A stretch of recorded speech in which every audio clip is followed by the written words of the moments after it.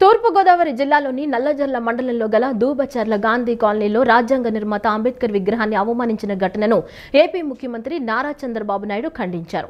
ఈ ఘటనపై AP DGP Harish Kumar గుప్తాతో రాష్ట్ర సచివాలయంలో సమీక్ష చేశారు. నిందితులపై కఠిన చర్యలకు ఆదేశించారు. భారతరత్న అంబేద్కర్ను అగౌరవపరిచేలా విగ్రహం పట్ల దుశ్చర్యలకు పాల్పడిన వారిపై కఠిన చర్యలు తీసుకోవాలని డీజీపీకి సీఎం చంద్రబాబు ఆదేశాలు జారీ చేశారు. తూర్పుగోదావరి జిల్లా గోపాలపురం నియోజకవర్గం నల్లజర్ల మండలం దూవచర్ల గాంధీ కాలనీలో రాజ్యాంగ నిర్మాత అంబేద్కర్ విగ్రహాన్ని అవమానించిన ఘటనను సీఎం చంద్రబాబు నాయుడు ఖండించారు. ఈ ఘటనపై డీజీపీ పోలీసు ఉన్నతాధికారులతో ముఖ్యమంత్రి చంద్రబాబు మాట్లాడారు. ఈ ఘటనపై పూర్తి వివరాలను సీఎం చంద్రబాబుకు డీజీపీ తెలిపారు.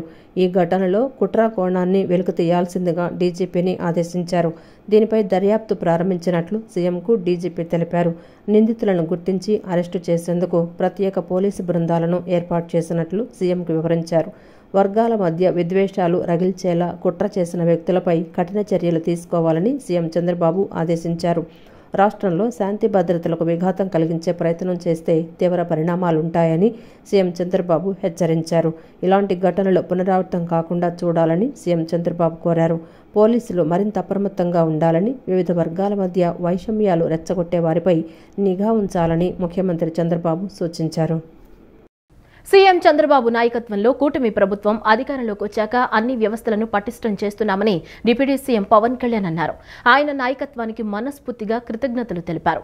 బలమైన అనుభవజ్ఞులైన సీఎం ఉండబట్టే పల్లె పండుగ విజయవంతమైందన్నారు. జాతీయ ఉపాధి హామీ పథకంలో భాగంగా 98% రోడ్ల నిర్మాణం పూర్తయిందన్నారు. నీటిని నిల్వ చేసుకోగలిగితే ఎలాంటి సమస్య ఉండదని, వర్షాలు రాగానే పంట కుంటలు నిండేలా ప్రణాళికలు చేస్తామన్నారు. కర్నూలు జిల్లా పూడిచెర్లలో పంటకుంట నిర్మాణానికి పవన్ భూమి పూజ చేశారు. రాష్ట్ర వ్యాప్తంగా 1.55 లక్షల పంటకుంటల నిర్మాణానికి శ్రీకారం చుట్టారు. ఈ సందర్భంగా మాట్లాడుతూ, గెలుపులోనే మనుషులను లెక్కించాం, కష్ట సమయంలోనూ ఎలా ఉన్నారనే చూస్తామని అన్నారు. కష్ట సమయంలో బలంగా నిలబడినందునే విజయం సాధించామని చెప్పారు. ఈ విజయం రాష్ట్ర ప్రజలు, యువత, మహిళలకు దక్కుతుందన్నారు. కర్నూలు జిల్లాలో 75 కోట్లతో 117 కిలోమీటర్ల సీసీ రోడ్ల నిర్మాణం చేశామని చెప్పారు. జాతీయ ఉపాధి హామీ పథకంలో భాగంగా 98% రోడ్ల నిర్మాణం పూర్తయిందన్నారు. నీటిని నిల్వ చేసుకోగలిగితే ఎలాంటి సమస్య ఉండదని, వర్షాలు రాగానే పంటకుండలు నిండేలా ప్రణాళికలు చేస్తామన్నారు. గత ప్రభుత్వంలో గ్రామ పంచాయతీలను పట్టించుకున్న పాపాన పోలేదని, వాటిని పూర్తిగా నిర్వీర్యం చేశారని తెలిపారు. కూటమి ప్రభుత్వ హయాంలో ఉపాధి హామీ కింద సొంత గ్రామాల్లోనే పనులు కల్పించామని అన్నారు. ఉపాధి హామీ కింద ఇప్పటి వరకు 9,597 కోట్లు ఖర్చు చేశామని తెలిపారు. ప్రజలకు ఉపాధి, ఆర్థిక స్థిరత్వం కల్పించాలనేది కూటమి ప్రభుత్వం లక్ష్యమని పేర్కొన్నారు. 100 మందికి పైగా నివసిస్తున్న గిరిజన గ్రామాల్లో రహదారి సౌకర్యం కల్పించామన్నారు. విద్యుత్, త్రాగునీరు వంటి మౌలిక వసతులకు నిధులు కేటాయించామని పవన్ అన్నారు. కర్నూలు జిల్లాలో 119 కిలోమీటర్లకు గాను 117 కిలోమీటర్ల సీసీ రోడ్లని 75 కోట్ల రూపాయలతో చేయగలిగామంటే అది మీరిచ్చిన శక్తి. అది అలాగే జాతీయ ఉపాధి హామీ పథకంలో 98% రోడ్ల నిర్మాణాన్ని పూర్తయ్యాయి. దీనికి మనస్ఫూర్తిగా కలెక్టర్ రంజిత్ పాషా గారిని మనస్ఫూర్తిగా వారికి నా అభినందనలు తెలియజేస్తాను. మిమ్మల్ని స్ఫూర్తిగా తీసుకొని అందరూ పనిచేయాలి అనేది నేను నా విజ్ఞాపన అందరికీ. ఇవన్నీ కూడా మన పల్లెపండ కార్యక్రమంలో గ్రామ పంచాయతీలు మీరు చూడండి, ఫస్ట్ టైం గ్రామ పంచాయతీలకు ఇప్పుడు దాకా 100-300 లెస్ దెన్ చాలా తక్కువ డబ్బులు ఇచ్చేవాడు. మనం వచ్చిన తర్వాత గౌరవ ముఖ్యమంత్రి శ్రీ నారా చంద్రబాబు గారి నాయకత్వంలో ఎన్డీఏ కూటమి ప్రభుత్వం ఏర్పడ్డాక జాతీయ ఉపాధి హామీ పథకం కావచ్చు, పంచాయతీరాజ్ వ్యవస్థ కావచ్చు, పటిష్టం చేయడానికి ఆయన నాయకత్వానికి మనస్ఫూర్తిగా అభినందనలు తెలియజేసుకుంటూ, కృతజ్ఞతలు తెలియజేసుకుంటూ నారా చంద్రబాబు నాయుడు గారికి పల్లె పండుగ విజయవంతం ఏంటంటే ఒక బలమైన ముఖ్యమంత్రి, అనుభవశీలురైన ముఖ్యమంత్రి ఉంటే ఎంత బలంగా చేయలు నాలాంటి వాడు నేర్చుకుంటాడు. ఎప్పుడు ఒక సీనియర్స్ దగ్గర మనకంటే అనుభవజ్ఞుల దగ్గర తీసుకుంటాం. మనకంటే అనుభవజ్ఞుల దగ్గర నేర్చుకోవడానికి నేను ఎప్పుడు సంసిద్ధంగా ఉంటాను. సో అలాంటి కర్నూలు జిల్లా పల్లె పండుగలో భాగంగా చేపడుతున్న ఈ కార్యక్రమాల్లో మొదటి స్థానంలో మన కర్నూలు జిల్లా ఉంది. ఇక్కడ అందరికీ కూడా నా ప్రత్యేక అభినందనలు తెలియజేస్తా ఉన్నాను. ప్రభుత్వం శాశ్వతం, రాజకీయాలు ఎన్నికలకే పరిమితం అని ఇప్పటికైనా జగన్మోహన్ రెడ్డి తెలుసుకోవాలని మంత్రి నారా లోకేష్ హితవు పలికారు. ప్రభుత్వం మారినా అభివృద్ధి సంక్షేమాలు కొనసాగించే ప్రజాస్వామ్య స్ఫూర్తిని వైసీపీ విధ్వంస పాలనతో బ్రేక్ చేశారని మండిపడ్డారు. 2019లో అధికారంలోకి వచ్చిన వైసీపీ గత ప్రభుత్వ బకాయిలు తామెందుకు చెల్లించాలి అంటూ ముందుకేశారన్నారు. టీడీపీ హయాంలో ప్రారంభమైన అభివృద్ధి పనులను నిలిపివేశారని, అంతేకాకుండా మరికొన్ని ధ్వంసం చేశారన్నారు. ఈ నిరంకుశ మనస్తత్వం ప్రజాస్వామ్యానికి ప్రమాదమని చెప్పుకొచ్చారు. వైసీపీ ప్రభుత్వం ప్రవర్తించిన విధంగా తాము ప్రవర్తించడం లేదన్నారు. గత వైసీపీ ప్రభుత్వ పాలనలో అంతా విధ్వంసానికి పాల్పడ్డారని మంత్రి నారా లోకేష్ మండిపడ్డారు. మీ బకాయిలు మేమెందుకు చెల్లించాలనే విధంగా వైసీపీ పాలన సాగిందన్నారు. అన్ని అభివృద్ధి పనులను నిలిపివేశారని, విధ్వంసాలకు పాల్పడ్డారని ఆగ్రహం వ్యక్తం చేశారు. కానీ గత వైసీపీ ప్రభుత్వం ప్రవర్తించిన విధంగా తాము ప్రవర్తించడం లేదన్నారు. గత ప్రభుత్వం వదిలిపెట్టిపోయిన బకాయిలను విడతల వారీగా చెల్లిస్తున్నామని చెప్పారు. ప్రభుత్వం శాశ్వతమనే విషయాన్ని జగన్మోహన్ రెడ్డి తెలుసుకోవాలని హితవు పలికారు. ఇప్పుడు కూటమి ప్రభుత్వం వచ్చిందని, మా విద్యాశాఖలో మీరు పెట్టి వెళ్లిన ఫీజు రియంబర్స్మెంట్ బకాయిలు 4,271 కోట్లని, ఇవి విడతల వారీ చెల్లిస్తామని మాట ఇచ్చానన్నారు. ఇప్పటికే ఫీజు రియంబర్స్మెంట్ బకాయిలు 788 కోట్లు విడుదల చేసిన తమ ప్రభుత్వం తాజాగా 600 కోట్లు విడుదల చేసిందన్నారు. త్వరలో మరో 400 కోట్లు విడుదల చేస్తామని స్పష్టం చేశారు. ఆర్థిక ఇబ్బందులు ఉన్నా గత ప్రభుత్వం పెట్టిన బకాయిలు ఆర్థిక భారంగా మారినా చివరి రూపాయి వరకు బకాయిలు చెల్లించడం, విద్యార్థులు, తల్లిదండ్రులపై ఎటువంటి ఒత్తిడి లేకుండా చేయటమే తమ బాధ్యతగా భావిస్తున్నామని మంత్రి లోకేష్ స్పష్టం చేశారు. కేంద్ర రాష్ట్ర ప్రభుత్వాలు అమలు చేస్తున్న పలు కార్యక్రమాల ద్వారా ఏపీలో ప్రసూతి మరణాలను తగ్గించడంలో గణనీయమైన ప్రగతి సాధించగలిగామని వైద్య ఆరోగ్య శాఖ మంత్రి సత్యకుమార్ యాదవ్ సామాజిక మాధ్యమం ఎక్స్లో ట్వీట్ చేశారు. ప్రసూతి మరణాలను తగ్గించడంతో పాటు మహిళలకు సురక్షితమైన మాతృత్వంతో పాటు ఆరోగ్యకరమైన భవిష్యత్తును అందించడంలో ప్రధాని నరేంద్ర మోడీ నాయకత్వంలోని కేంద్ర ప్రభుత్వంతో పాటు రాష్ట్ర ప్రభుత్వం సమర్థవంతంగా పనిచేస్తున్నాయన్నారు. కేంద్ర రాష్ట్ర ప్రభుత్వాలు తీసుకున్న చర్యల కారణంగా 2014-16 మధ్య కాలంలో 1,00,000 శిశు జననాలకు నమోదైన 130 ప్రసూతి మరణాల రేటు 2018-20 నాటికి 97కు తగ్గిందని రాష్ట్ర వైద్య ఆరోగ్య శాఖ మంత్రి సత్యకుమార్ యాదవ్ తెలిపారు. 2030 నాటికి ప్రసూతి మరణాల రేటు 1,00,000కు 70 కన్నా తక్కువ సాధించాలన్న సహస్రాబ్ది అభివృద్ధి లక్ష్యం ఆంధ్రప్రదేశ్తో పాటు కేరళ, మహారాష్ట్ర, తెలంగాణ వంటి 8 రాష్ట్రాలు సాధించాయన్నారు. అదేవిధంగా సంస్థాగత ప్రసవాలు 79% నుండి 89%కి పెరిగాయని, మొదటి త్రైమాసికంలో గర్భస్థ శిశు సంరక్షణ కేంద్రాలని ఆశ్రయించే వారి శాతం 59 నుండి 70కి పెరిగిందని మంత్రి వివరించారు. కేంద్ర ప్రభుత్వం అమలు చేస్తున్న జనని సురక్ష యోజన, ప్రధాన్ మంత్రి మాతృవందన యోజన, జనని శిశు సురక్ష కార్యక్రమం, సురక్షిత మాతృత్వ ఆశ్వాసన్, ప్రధాన్ మంత్రి సురక్షిత మాతృత్వ అభియాన్ వంటి పథకాలు సమగ్ర ప్రసూతి నిర్వహణ, మాతా శిశు సంరక్షణను నిర్ధారిస్తున్నాయని తెలిపారు. లక్ష్య లేబర్ రూమ్ మరియు ఆపరేషన్ థియేటర్ సంరక్షణ వంటి కార్యక్రమాలు ప్రసూతి సౌకర్యాల నాణ్యతను మరింత మెరుగుపరుస్తున్నాయన్నారు. ప్రధాన్ మంత్రి నరేంద్ర మోదీ దార్శనిక పాలనలో భారతదేశం 2030 నాటికి ప్రసూతి మరణాల రేటును 70 కన్నా తక్కువ స్థాయికి తేవాలన్న లక్ష్య సాధన దిశగా అడుగులు వేస్తోందని, సహస్రాబ్ది అభివృద్ధి లక్ష్యాలను సాధిస్తోందని మంత్రి సత్యకుమార్ యాదవ్ తన ట్వీట్లో స్పష్టం చేశారు. డీలిమిటేషన్ ప్రక్రియ అంశంపై ప్రధాని మోదీకి వైఎస్ఆర్సీపీ అధ్యక్షుడు వైఎస్ జగన్ 2 పేజీల లేఖ రాశారు. లోక్సభలో, రాజ్యసభలో ప్రాతినిధ్యం కోల్పోకుండా ఏ రాష్ట్రానికి నష్టం జరగకుండా డీలిమిటేషన్ ప్రక్రియ నిర్వహించాలని ఆయన కోరారు. జనాభా ప్రాతిపదికన లోక్సభ, రాజ్యసభల్లో ఆయా రాష్ట్రాలకు సీట్లు తగ్గే పరిస్థితి రాకుండా చూడాలని పేర్కొన్నారు. 2026 జనగణన ప్రక్రియ ఆధారంగా చేపట్టే డీలిమిటేషన్ ప్రక్రియతో నష్టం కలుగుతుందన్న భావన దక్షిణాది రాష్ట్రాల్లో ఉందని అందులో స్పష్టం చేశారు. లోక్సభ, రాజ్యసభలో ప్రాతినిధ్యం కోల్పోకుండా ఏ రాష్ట్రానికి నష్టం జరగకుండా డిలిమిటేషన్ ప్రక్రియ నిర్వహించాలని కోరుతూ వైఎస్ఆర్సీపీ అధ్యక్షుడు వైఎస్ జగన్ ప్రధాని నరేంద్ర మోడీకి లేఖ రాశారు. జనాభా నియంత్రణలో ముందున్న దక్షిణాది రాష్ట్రాలకు జనాభా ప్రాతిపదికన చేసే నియోజకవర్గాల పునర్విభజన ఆందోళన కలిగిస్తోందని వెల్లడించారు.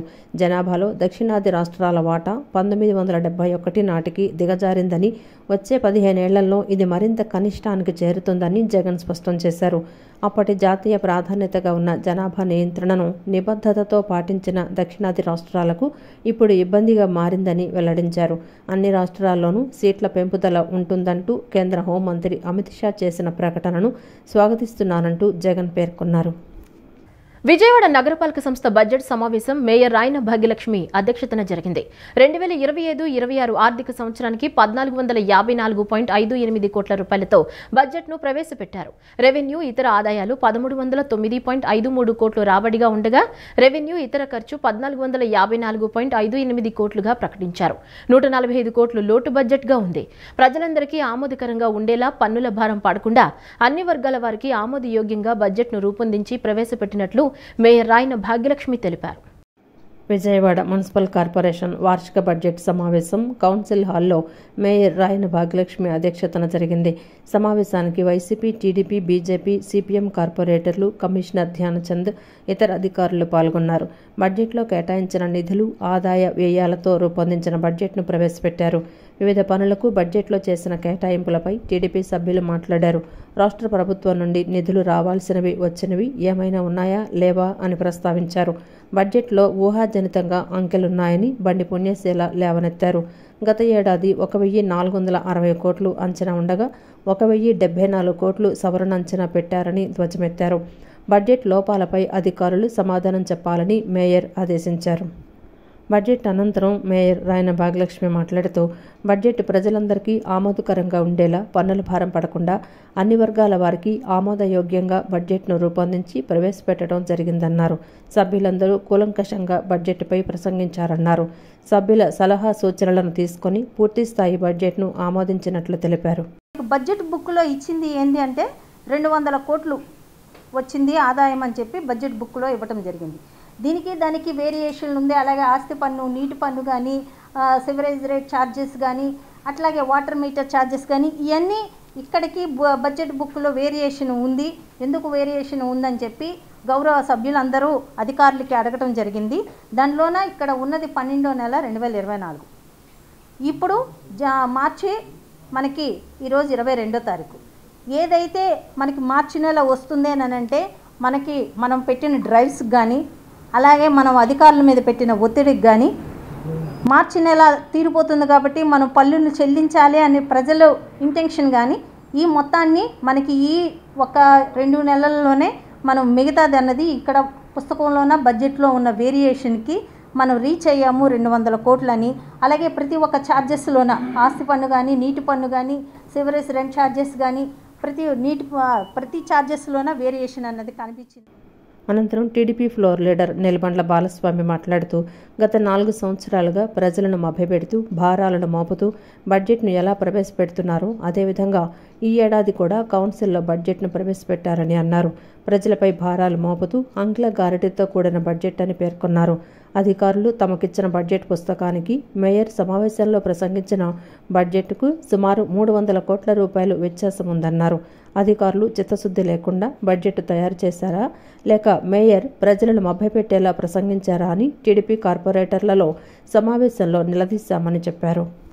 ఎలాగైతే బడ్జెట్ని ప్రవేశపెడుతున్నారో ఈ సంవత్సరం కూడా ప్రజల మీద భారాన్ని మోపే బడ్జెట్ని, అంకెల గారడీ బడ్జెట్ని, ఊహాజనితమైనటువంటి బడ్జెట్ని మరి ఈరోజు ప్రవేశపెట్టడం జరిగింది. ఈరోజు మనకి అంచనాలు చూసుకుంటే 25-26కి ఆదాయం 1309 కోట్లు చూపించారు, ఖర్చు 1450 కోట్లు చూపించారు. అంటే ఇంకా కార్పొరేషను 150 కోట్లు అదనంగా ఖర్చు పెట్టాలని చెప్పి కూడా చూపించడం జరిగింది. మరి కార్పొరేషను అధికారులు గౌరవ కార్పొరేటర్లకు ఇచ్చినటువంటి బడ్జెట్ బుక్కుకి ఈరోజు మేయర్ గారు ప్రసంగంలో చెప్పినటువంటి అంకెలకి సుమారుగా 300 కోట్ల రూపాయల పైన వ్యత్యాసం ఉంది. మరి అధికారులు చిత్తశుద్ధి లేకుండా బడ్జెట్ తయారు చేశారా, లేదు మేయర్ గారు ప్రజలను తప్పుదార పట్టించడానికి మరి తప్పుడు ప్రసంగాలు చేశారా, 300 కోట్ల రూపాయల తేడా ఎలా వచ్చిందని చెప్పి కూడా మేము తెలుగుదేశం కార్పొరేటర్లను నిలదీయడం జరిగింది.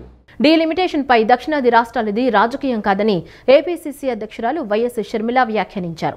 అది ప్రజల హక్కుల కోసం చేసే పోరాటమన్నారు.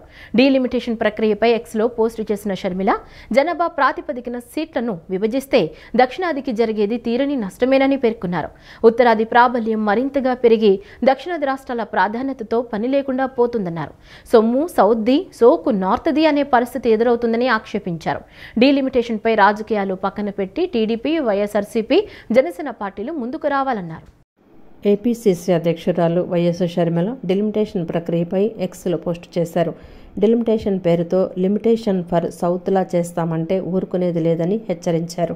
జనాభా ప్రాతిపదికన పునర్విభజనను అంగీకరించే ప్రసక్తే లేదని పేర్కొన్నారు. కేంద్ర ప్రభుత్వ ప్రస్తుత విధానంతో ఒక్క ఉత్తరప్రదేశ్ రాష్ట్రంలోని 143 సీట్లు పెరుగుతాయని అన్నారు. దక్షిణాదిలోని తమిళనాడు, కర్ణాటక, ఏపీ, తెలంగాణ రాష్ట్రాలలో పెరిగే సీట్లు కేవలం 49 + 41 + 54 = 144 సీట్లు మాత్రమేనని అన్నారు. యూపీ, బీహార్ 2 రాష్ట్రాలు కలిపితే 222 సీట్లు పెరుగుతాయని, దక్షిణాది మొత్తం 192 సీట్లకే పరిమితమవుతాయన్నారు. ఇది ఖచ్చితంగా వివక్ష చూపటమేనని, దక్షిణ భారత్కు జరిగే అన్యాయమన్నారు. డిలిమిటేషన్పై దక్షిణాది రాష్ట్రాల పోరాటానికి ఆంధ్రప్రదేశ్ కాంగ్రెస్ పార్టీ సంపూర్ణ మద్దతు ప్రకటిస్తుందన్నారు. చంద్రబాబు, పవన్ కళ్యాణ్ మౌనం వహించటం రాష్ట్ర ప్రజలను మోసం చేసినట్లేనన్నారు. దీనిపై వైసీపీ అధినేత జగన్ నోరు విప్పకపోవటం మోదీకి పరోక్ష మద్దతని ఒప్పుకున్నట్లేనని పేర్కొన్నారు. డిలిమిటేషన్పై రాజకీయాలు పక్కన పెట్టి టీడీపీ, వైఎస్ఆర్సీపీ, జనసేన పార్టీలు ముందుకు రావాలన్నారు. కూటమి ప్రభుత్వం అధికారంలోకి వచ్చి 9 నెలలు గడుస్తున్నా ఎన్నికల సమయంలో పేదలకిచ్చిన హామీలను అమలు చేయడం లేదని సిపిఎం నేత బాబురావు మండిపడ్డారు.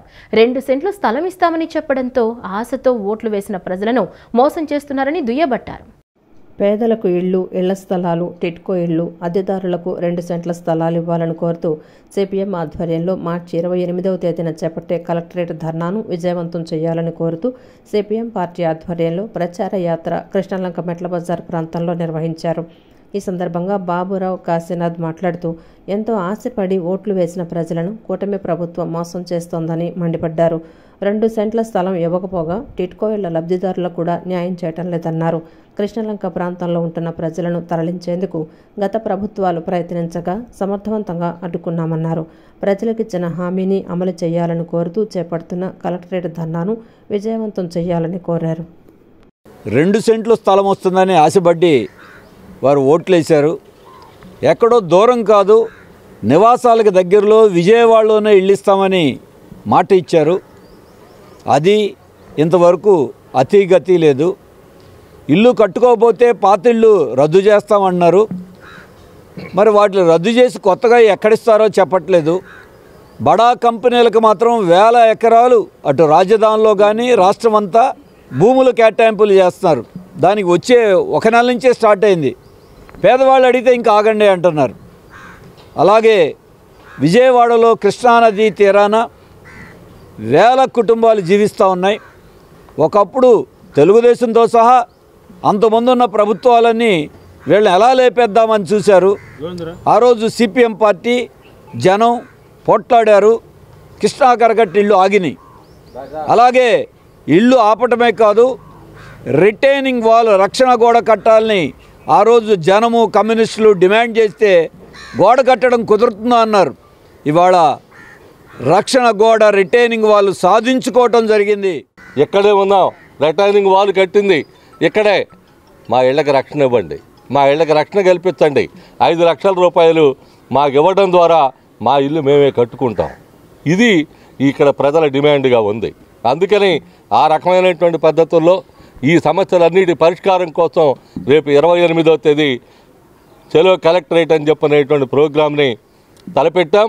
ఈ ప్రోగ్రాంలో మీ దగ్గరకు వచ్చి మా కార్యకర్తలు మీ వద్దకు వచ్చి ఈ నగరం మొత్తం మీద ఉన్నటువంటి సమస్యల పరిష్కారంలో కలియుగ దైవం తిరుమల శ్రీ వెంకటేశ్వర స్వామి వారి ఉదయాస్తమాన సేవలను దర్శించుకునే అవకాశాన్ని విజయవాడ వాసులకు కల్పించామని Rotary Club mid town Vijayawada అధ్యక్షుడు గుడిపాటి కిషోర్ తెలిపారు.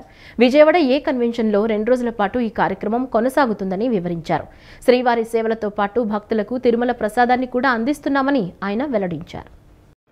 కలియుగ దైవం తిరుమల శ్రీ వెంకటేశ్వర స్వామి వారి ఉదయాస్తమాన సేవలను దర్శించుకునే అవకాశాన్ని rotary club of Vijayawada mid town నగర శాఖ విజయవాడ వాసులకు కల్పించింది. విజయవాడ ఏ కన్వెన్షన్లో నేడు రేపు 2 రోజుల పాటు జరిగే ఈ కార్యక్రమం ఈ ఉదయం సుప్రభాత సేవతో ప్రారంభమయ్యాయి. సాక్షాత్తు తిరుమలలో జరిగే విధంగా శ్రీవారి సేవలను నిర్వహించారు.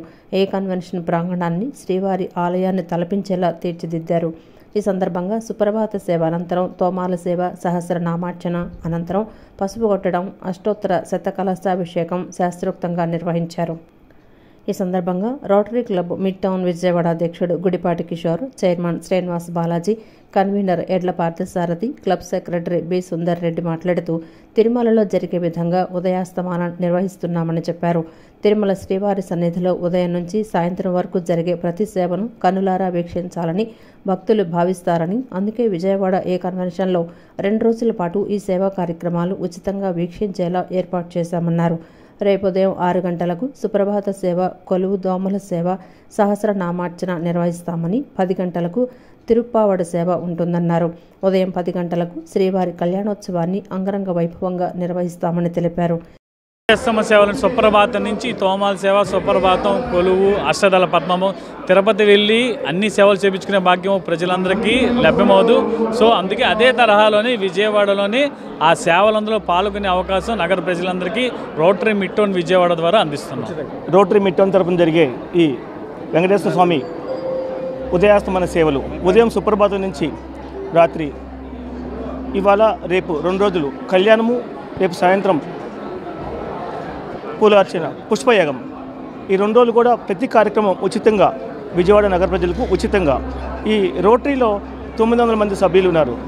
900 మంది సభ్యులు ఒక్కొక్కరు వాళ్ళ కుటుంబ సభ్యులందరినీ పిలుచుకొని ఇది ఒక పెద్ద ఫ్యామిలీ లాగా ఈ కార్యక్రమం జరుగుతుంది. ఇది ముఖ్యంగా శ్రీవారి దర్శనం చేసుకుని సేవలన్నీ చేసుకున్న తర్వాత ప్రసాదాలకు మటుకు పెద్దపీట వేసాం. ఈసారి తిరుపతిలో ఇచ్చే ప్రసాదాలు ఏమైతే ఉన్నాయో అవన్నీ కూడా కంటిన్యూస్గా మార్నింగ్ 6 o'clock నుంచి నైట్ 10 o'clock వరకు 2 రోజులు కూడా 2 రకాల వెరైటీ ప్రసాదాలు మేము ఇక్కడ ఇవ్వటం, 5 రకాల ప్రసాదాలు ఇవ్వటం జరిగింది.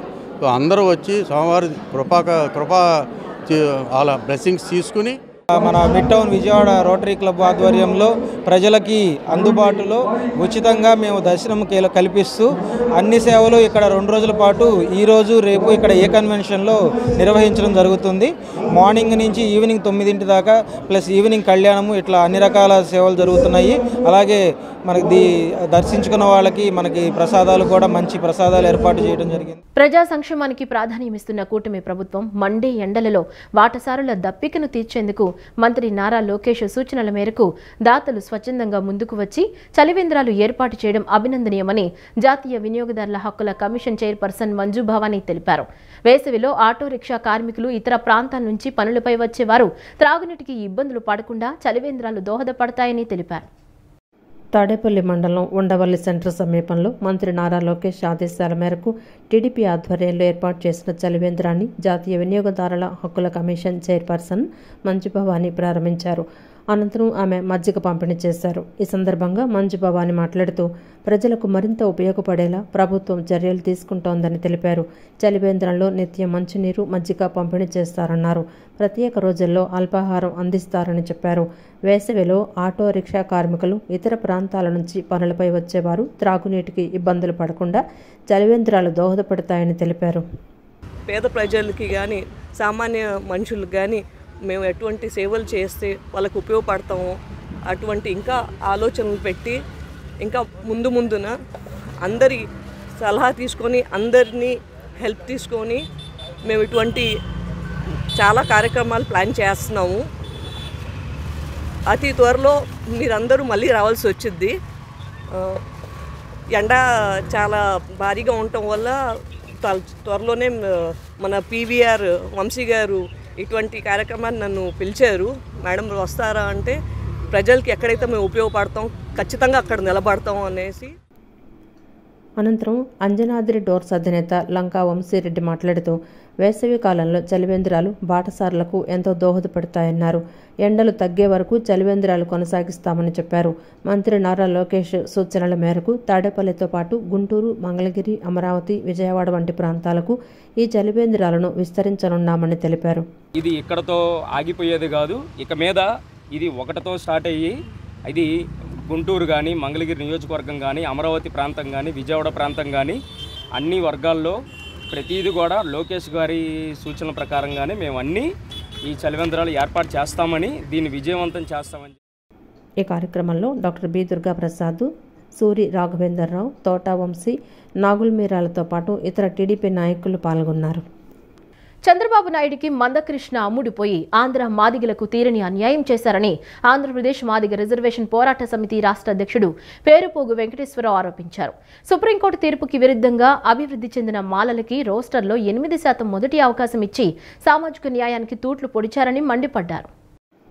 నగరంలోని గాంధీనగర్లో ఏపీఎంఆర్పీఎస్ సభ్యులు మందా నాగేశ్వరరావు, ఆలేటి యేసుపాదం, పులిపాక ప్రవీణ్, పోనూరు జార్జి, ఎర్రంశెట్టి ప్రసాదులతో కలిసి ఆంధ్రప్రదేశ్ మాదిగ రిజర్వేషన్ పోరాట సమితి రాష్ట్ర అధ్యక్షుడు పేరుపోగు వెంకటేశ్వరరావు విలేకరుల సమావేశాన్ని నిర్వహించారు.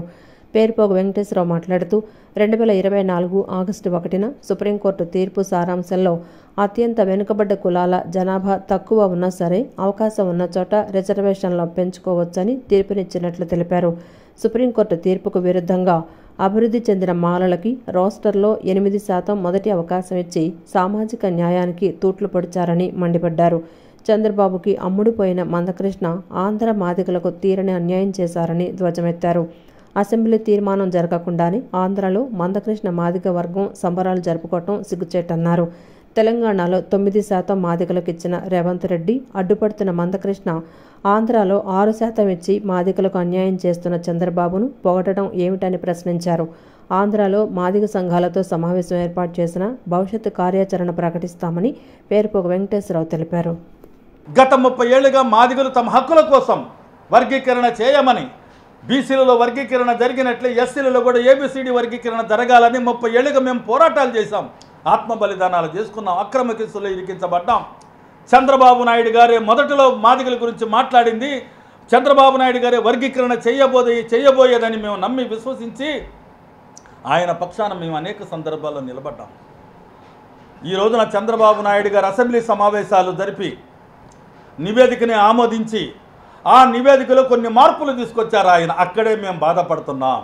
అంటే ఆయన ఏమంటాడు, రోస్టర్ సిస్టమ్ తీసుకొచ్చి 200 ఉద్యోగాలు వస్తే ఆ 200 ఉద్యోగాలలో మొదటి 100లో 8% మాలలకు ఇస్తాం, 6% మాదిగలకు ఇస్తాం, 1% ఉపకులాలకు ఇస్తామని చంద్రబాబు నాయుడు గారు చెప్పటాన్ని మేము తీవ్రంగా ఖండిస్తూ ఉన్నాం.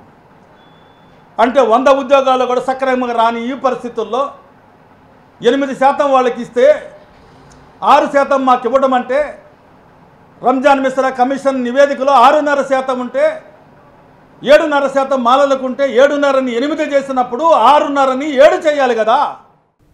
కల్కి భగవాన్ అనబడే దొంగ బాబా నకిలీ పత్రాలు సృష్టించి అసైన్డ్ భూములను కబ్జా చేశారని హేతువాద సంఘం అధ్యక్షుడు నార్నే వెంకట సుబ్బయ్య ఆవేదన వ్యక్తం చేశారు. కోర్టు తీర్పు అనుగుణంగా భూములను దళితులకు అప్పగించాలి అని ఉన్న కల్కి ట్రస్ట్ వారితో కుమ్మక్కై భూములను అప్పగించడం లేదన్నారు. తక్షణమే ప్రభుత్వం స్పందించి అసైన్డ్ భూములను దళితులకు అప్పగించాలని కోరారు. నగరంలోని గాంధీనగర్ ప్రెస్ క్లబ్ నందు హేతువాద సంఘం జాతీయ అధ్యక్షుడు నార్న వెంకట సుబ్బయ్య విలేకరుల సమావేశాన్ని నిర్వహించారు. తిరుపతి జిల్లా వరదయ్యపాలెంలో మండలం బత్తులపల్లం గ్రామ పరిధిలో వందలాది ఎకరాలు దళితులు అసైన్డ్ భూములను కల్కి భగవాన్ అనబడే దొంగబాబా నకిలీ పత్రాలు సృష్టించి కబ్జా చేశారని ఆవేదన వ్యక్తం చేశారు. దళిత భూముల్లో 500 కోట్లతో గోల్డెన్ టెంపుల్ నిర్మించడంతో అప్పటి నుంచి దళితులు ఆదాయం లేకుండా పోయిందని ఆవేదన వ్యక్తం చేశారు. అప్పటి నుంచి దళితులు తమ భూముల కోసం న్యాయస్థానంలో పోరాటం చేస్తున్నారని తెలిపారు. 2024 జనవరి 10వ తేదీ నాడు హైకోర్టు కల్కి ట్రస్ట్ వారి పిటిషన్ కొట్టేసింది. కోర్టు తీర్పుకు అనుగుణంగా భూములను దళితులకు అప్పగించాల్సి ఉన్న కల్కి ట్రస్ట్ వారితో కుమ్మక్కై భూములను అప్పగించడం లేదన్నారు. తక్షణమే ప్రభుత్వం స్పందించి అసైన్డ్ భూములను దళితులకు అప్పగించాలని కోరారు. వాళ్ళు కొన్ని సంవత్సరాల నుంచి వాళ్ళు సరఫరాగా అసైన్డ్ ల్యాండ్స్ వాడుకుంటుంటే, వ్యవసాయానికి ఉపయోగించుకుంటే, వాళ్ళ భూములు కూడా ఎవరే చేస్తారులే అన్న ధీమాతో అసైన్డ్ ల్యాండ్ ఆక్రమించి, ముఖ్యంగా ఉమ్మడి చిత్తూరు జిల్లా, ఇప్పుడు తిరుపతి జిల్లాలో కల్కి భగవాన్ అనే ఆయన వరదాయపాలెం మండలం బత్తులవల్లం గ్రామంలో, వీళ్ళంతా బత్తులవల్లం గ్రామస్తులు, కల్కి బాధితులు. వీళ్ళ భూములు దాదాపు 20 సంవత్సరాల క్రితము ఆక్రమించేశాడు, స్వాధీనం చేసుకున్నాడు. దానికి రకరకాల కారణాలు చెప్పాడు. వీళ్ళకి దాదాపు 20 సంవత్సరాల నుంచి వీళ్ళకి ఆధారం లేదు, భూమి ఆధారం లేదు. భూములు ఆక్రమించి 2008 ప్రాంతంలో కల్కి వరదాయపాలెంలో గోల్డెన్ టెంపుల్ అనేదాన్ని ఒకదాన్ని 500 కోట్లతో గోల్డెన్ టెంపుల్ నిర్మించాడు. మీకు తెలుసు 2008లో ఆ గోల్డెన్ టెంపుల్ కింద 5గురు చనిపోయారు. తొక్కిసలాట జరిగి. నిన్న తిరుపతిలోనూ నిన్న కుంభకమేళాలు జరిగి తొక్కేసాడు ఎలా చనిపోయారో ఆ రకంగా గోల్డెన్ టెంపుల్ ఓపెనింగ్ అప్పుడు 5 చనిపోయారు. నష్టపరిహారం ఇంతవరకు ఇవాళ ప్రభుత్వం వేయలేదు, వాళ్ళు ఆశ్రయం వాళ్ళు ఇవ్వలేదు. అదొక అంశం. ఇప్పుడు ప్రభుత్వ భూములు ఆక్రమించి మోసం చేస్తుంటే ప్రభుత్వం చూసుకుంటుంది, కానీ దళితుల భూములు వీళ్ళకి తిండి లేదు, వీళ్ళు ఆ భూముల మీద బతికేవాళ్ళు.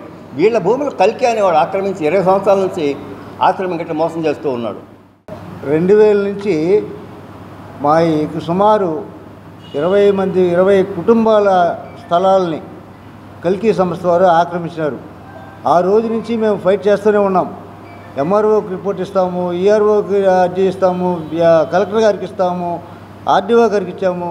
ఇక్కడ అంతకుముందు హైదరాబాద్లో ముఖ్యమంత్రి కార్యాలయం పోయి ఇచ్చాము. మాకు ఇంతవరకు ఏ సమాధానం రాలా. ఇప్పుడు ఆ భూములు మాయే అంటే వాళ్ళు ఏం చేశారంటే 2008లో కోర్టుకి ఈ భూములు మాయే అని చెప్పేసి హైకోర్టుకి వేసినారు.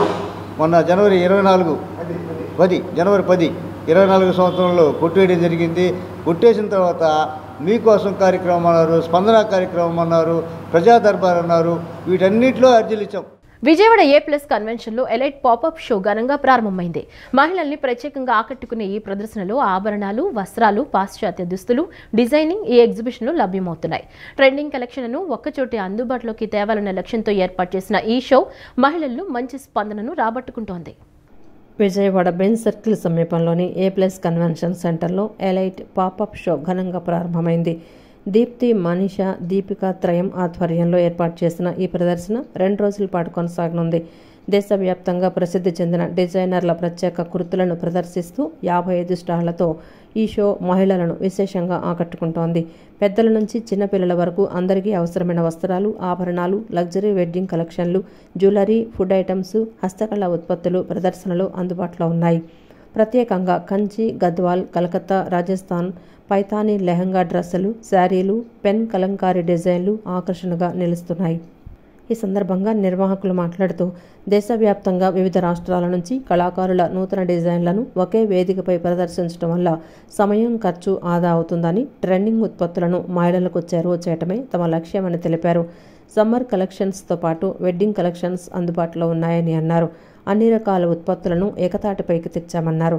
మహిళా సాధికారత లక్ష్యంతో ఎగ్జిబిషన్ను ఏర్పాటు చేశామని, వ్యాపార ధోరణితో కాదన్నారు. ఈ ఎగ్జిబిషన్ను నగరంతో పాటు ఇతర ప్రాంతాల నుంచి పెద్ద ఎత్తున మహిళలు, యువతులు హాజరై షోను ఆస్వాదిస్తున్నారు. ఈ సమ్మర్లో మీరు అక్కడ ఇక్కడ ఎక్కడికి తిరగకుండా రూఫ్ అన్నీ ఒకే చోటకి all wedding collection and summer collection తీసుకొచ్చాము. మా దగ్గర పటోలాస్ ఉన్నాయి, కాంజీవరమ్స్ ఉన్నాయి, బెనారస్ ఉంది, పైట్నీలు ఉన్నాయి, అలానే gold and diamond, silver jewellery, artificial jewellery ఉంది, pure handlooms like pen kalamkaris Srikalahasti నుంచి, చందేరి సారీస్ ఉన్నాయి, జామ్దాని ప్యూర్ సారీస్ ఉన్నాయి, అండ్ ప్రెట్ కౌచర్లో bridal lehengas, cocktail dresses, like you name it అన్నీ ఇక్కడే ఉన్నాయి.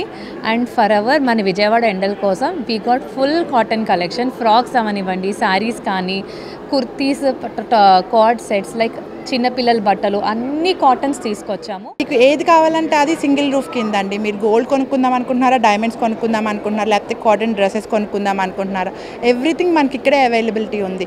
ఈ ఆపర్చునిటీని దయచేసి అందరూ యూజ్ చేసుకొని మీరు ఇవాళ రేపు తప్పకుండా షాపింగ్ చేసి మీరు చాలా హ్యాపీగా ఉండాలి అని చెప్పేసి. విజయవాడ నగరంలో అక్కడ అమ్మాయి ఇక్కడ అబ్బాయి చిత్ర బృందం సందడి చేసింది. ఏప్రిల్ 11వ తేదీన అక్కడ అమ్మాయి ఇక్కడ అబ్బాయి చిత్రం విడుదల కానుందని, అన్ని వర్గాల ప్రేక్షకులను ఈ చిత్రం ఆకట్టుకుంటుందని చిత్ర కథానాయకుడు ప్రదీప్ మాచిరాజు తెలిపారు. దుర్గమ్మ సన్నిధి నుంచి తమ సినిమా ప్రమోషన్ ప్రారంభించడం సంతోషంగా ఉందన్నారు. అక్కడమ్మాయి ఇక్కడ అబ్బాయి చిత్రం ప్రమోషన్లో భాగంగా హీరో ప్రదీప్, హీరోయిన్ దీపిక విజయవాడ ఇంద్రకీలాద్రిపై కొలువై ఉన్న శ్రీ కనకదుర్గ అమ్మవారిని దర్శించుకున్నారు. వారికి ఆలయ అధికారులు ఆలయ మర్యాదలతో స్వాగతం పలికారు. దర్శనం అనంతరం దేవస్థాన పండితులు దుర్గమ్మ ప్రసాదం చిత్రపటాన్ని అందజేశారు. అనంతరం హీరో ప్రదీప్ మాచిరాజు మాట్లాడుతూ ఏప్రిల్ 11వ తేదీన అక్కడమ్మాయి ఇక్కడ అబ్బాయి చిత్రం విడుదల కానుందన్నారు.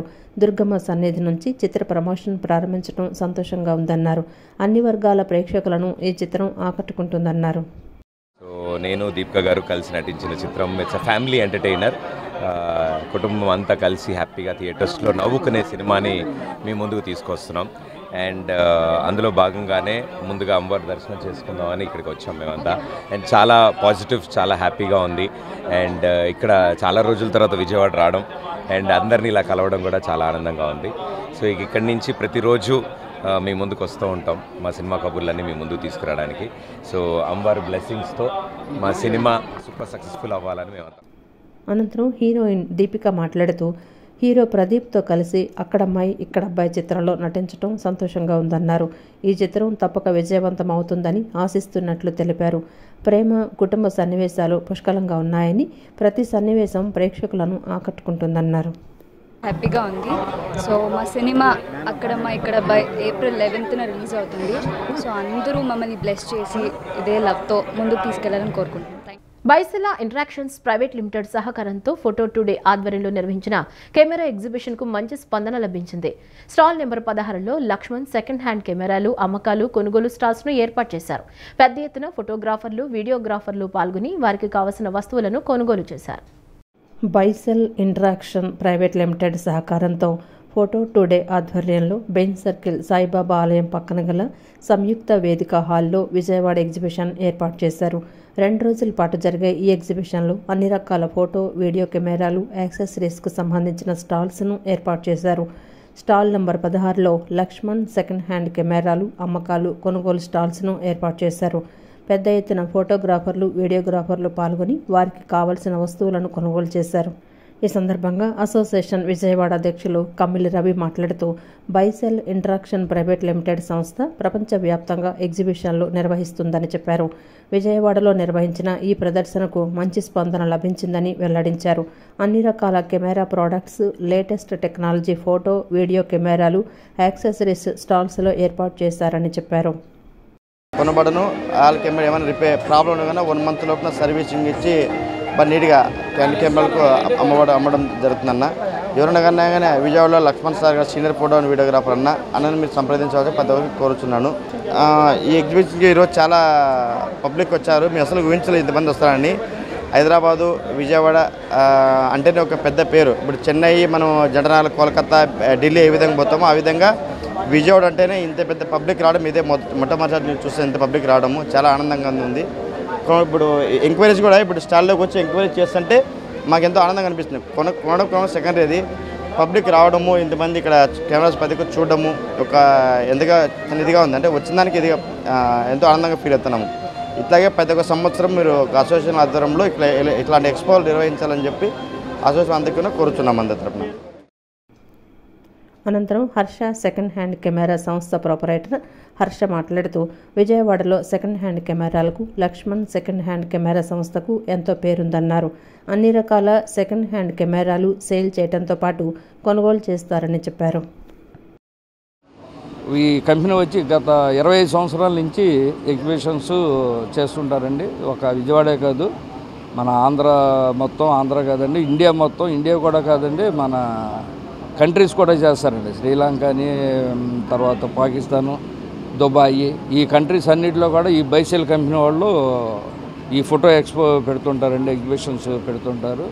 ఈ సంవత్సరం మనకి ఇక్కడ పెట్టారండి. ఈ ఎగ్జిబిషన్లో ఏంటంటే లేటెస్ట్ కెమెరాలు, లేటెస్ట్ ఎక్విప్మెంట్స్ అన్నీ కూడా ఫోటోగ్రాఫర్కి ముందు పరిచయం చేస్తారండి, చూసుకుంటారు.